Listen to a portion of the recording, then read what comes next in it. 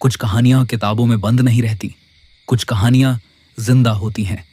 और अगर आप गलती से उन कहानियों का हिस्सा बन जाएं, तो फिर आपकी जिंदगी कहानी बन जाती है। आज सुनिए एक ऐसे जोड़े की दास्तान जो प्यार की तलाश में मेघालय गया, लेकिन वहां उन्हें वो मिला जिसकी तलाश सिर्फ आत्माएं करती है। साल था 2000।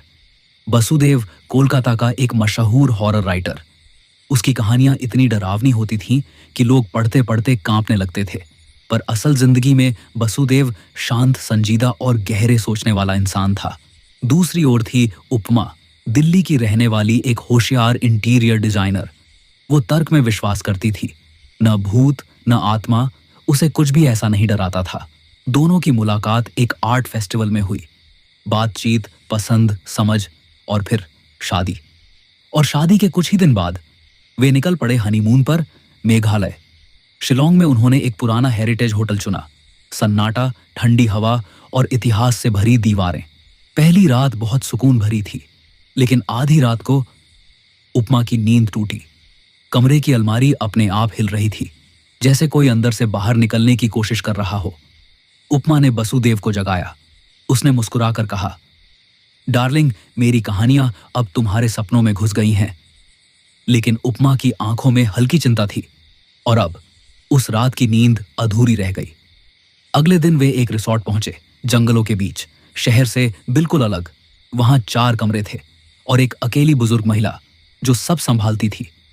उसने उपमा से कहा, बिटिया, 7 रातों से ज्यादा कोई जोड़ा यहां नहीं टिकता। उपमा ने हंसते हुए जवाब दिया, शायद आपने भी कोई डरावनी कहानी बहुत देख ली है दादी जी। लेकिन बसुदेव उस बात को हल्के में नहीं ले पाया। उस रात फिर से अजीब चीजें होने लगीं। खिड़की अपने आप खुली और कमरे में बहुत ठंड बढ़ गई, जैसे कोई तीसरा वहां मौजूद हो। उसी रात बसुदेव को एक सपना आया। एक औरत सफेद साड़ी में, बिखरे बाल, सिर झुका हुआ। वो उसके बिस्तर के पास बैठी थी, कुछ बोल रही थी, लेकिन शब्द सुनाई नहीं दे रहे थे। सुबह बसुदेव की गर्दन पर 4 गहरे नाखूनों के निशान थे। उपमा ने देखा, डर गई। ये सब अब सिर्फ सपना नहीं लग रहा था। अगले दिन उपमा रिसॉर्ट की पुरानी लाइब्रेरी में गई। वहां उसे एक डायरी मिली। उस पर लिखा था, 7वां दिन, लेखक बसुदेव घोष।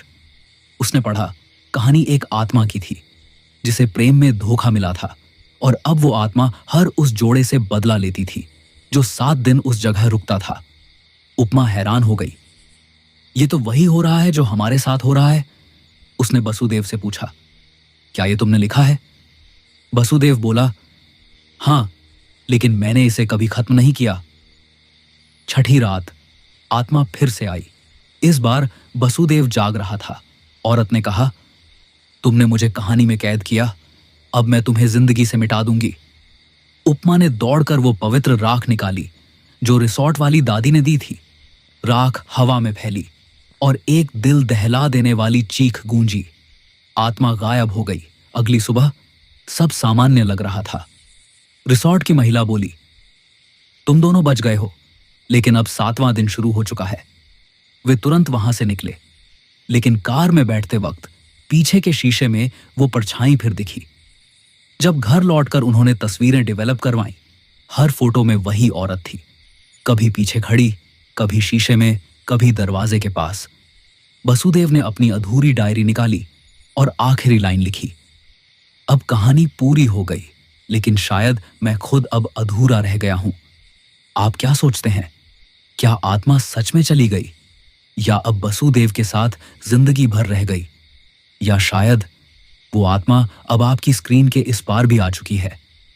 अगर आपको ये कहानी पसंद आई तो लाइक जरूर कीजिए, अपने दोस्तों के साथ शेयर कीजिए और कमेंट में बताइए, क्या आप कभी ऐसी जगह गए हैं जहां कुछ अनजाना महसूस हुआ हो? और हां, ऐसी ही कहानियों के लिए हमारे चैनल को सब्सक्राइब करना न भूलें। हम फिर मिलेंगे एक और डर के सफर में।